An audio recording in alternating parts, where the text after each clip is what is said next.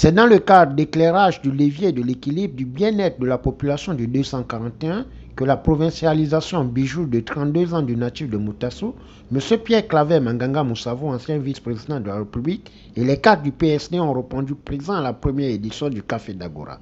Ce 15 janvier 2022, en présence de la population du Grand Libreville et la presse nationale et internationale. L'Agora, un cercle de jeunes Gabonais responsables, a bien voulu organiser cette rencontre du donner et du recevoir pour échanger à la fois sur des projets politiques, mais aussi et surtout sur des projets économiques.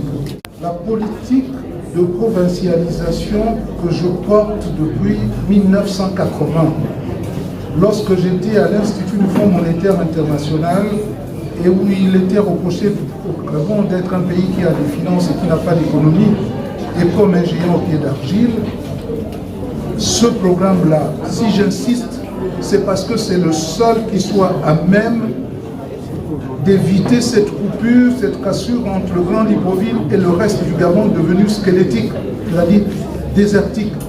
Bitati Ngenga Craig Anderson-G. Google, président du mouvement Agora et porte-parole, n'a pas hésité de donner son sentiment en interpellant aux docteurs de critique qui ont pour bureau aux réseaux sociaux que le mouvement Agora est un creuset républicain et ouvert à toute personne publique et morale. Nous avons tenu vraiment à ce que l'Agora, pour sa première sortie officielle, puisse avoir à ses côtés un homme de charisme, un homme de taille, un homme de vertu.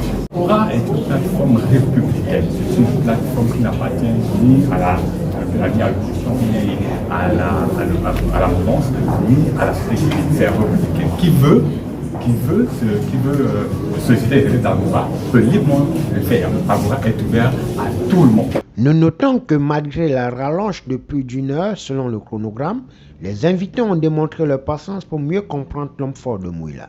Au finish, c'est dans une ambiance bon enfant que le joker de la politique gabonaise a signé le livre d'or et reçu son présent pour faire tomber le rideau de la première édition du Café d'Agora.